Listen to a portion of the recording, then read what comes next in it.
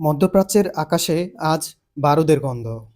যে সংঘাত এতদিন ছায়াযুদ্ধ বা প্রক্সি ওয়ার হিসেবে পরিচিত ছিল, তা আজ সরাসরি ধ্বংসলীলায় রূপ নিয়েছে। ইরান, ইসরায়েল এবং পর্দার আড়ালে থাকা বিশ্বশক্তি আমেরিকা, তিনটি পক্ষই আজ খাদের কিনারায়। কিন্তু এই লড়াই কি শুধু তাদের? বিশ্লেষকরা বলেছেন, এই উত্তেজনার ঢেউ প্রশান্ত মহাসাগর থেকে বঙ্গোপসাগর পর্যন্ত আছড়ে পড়তে পারে। আমরা কি এক অনিবার্য বিশ্বযুদ্ধের দিকে এগিয়ে যাচ্ছি? আজকের ভিডিওতে আমরা উন্মোচন করব এই সংঘাতের গভীর নেপথ্য এবং বাংলাদেশের উপর এর ভয়াবহ প্রভাব। ইরান এবং ইসরায়েলের মধ্যে সরাসরি মিসাইল এবং ড্রোন হামলা এখন আর কোনো গোপন খবর নয়। ইসরায়েল যখন ইরানের পারমাণবিক স্থাপনা এবং সামরিক কাঠামোকে টার্গেট করেছে, ইরান তখনও দমে নেই। তারা তাদের অত্যাধুনিক মিসাইল টেকনোলজি দিয়ে ইসরায়েলের আকাশ প্রতিরক্ষা ব্যবস্থাকে চ্যালেঞ্জ জানাচ্ছে। আর এই খেলায় সবচেয়ে বড় খেলোয়াড় আমেরিকা। ইসরায়েলের নিরাপত্তা নিশ্চিত করতে এবং মধ্যপ্রাচ্যে নিজেদের আধিপত্য ধরে রাখতে আমেরিকা সরাসরি যুদ্ধে জড়িয়ে পড়েছে। এর ফলে পুরো অঞ্চল এখন একটি অগ্নিকুণ্ডে পরিণত হয়েছে, যা যে কোনো সময় বৈশ্বিক বিস্ফোরণ ঘটাতে পারে। এই সংঘাতের ফলে বিশ্ব অর্থনীতি এক ভয়াবহ সংকটের মুখে। বিশ্বে প্রায় 20% তেল সরবরাহ হয় পারস্য উপসাগরের হরমুজ প্রণালী দিয়ে।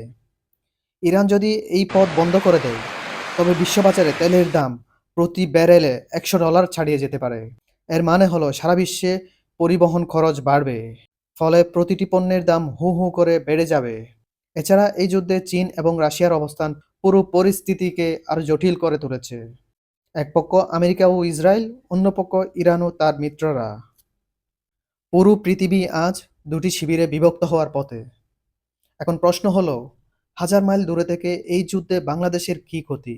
উত্তর হলো মারাত্মক ক্ষতি।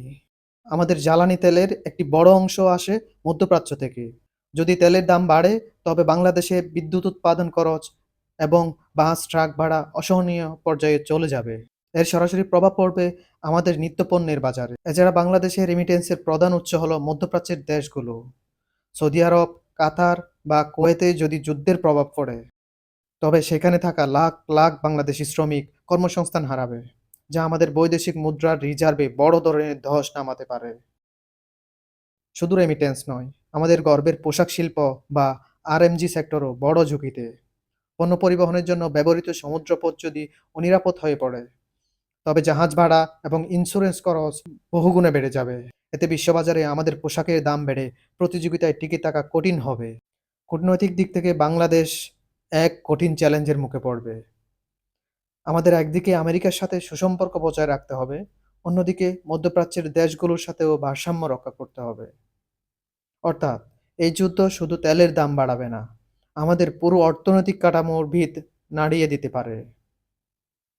যুদ্ধ কখনোই সমাধান আনে না, বরং ডেকে আনে মানবিক বিপর্যয়। ইরান, ইসরায়েল, আমেরিকা সংঘাত আজ যে পর্যায়ে পৌঁছেছে, তা নিয়ন্ত্রণে না এলে পুরো বিশ্বকে এর চরম মূল্য দিতে হবে। বাংলাদেশ যেহেতু বৈশ্বিক অর্থনীতির সাথে ওতপ্রোতভাবে জড়িত, তাই আমাদের এখনই সতর্ক হওয়া প্রয়োজন এবং বিকল্প অর্থনৈতিক পরিকল্পনার কথা ভাবতে হবে।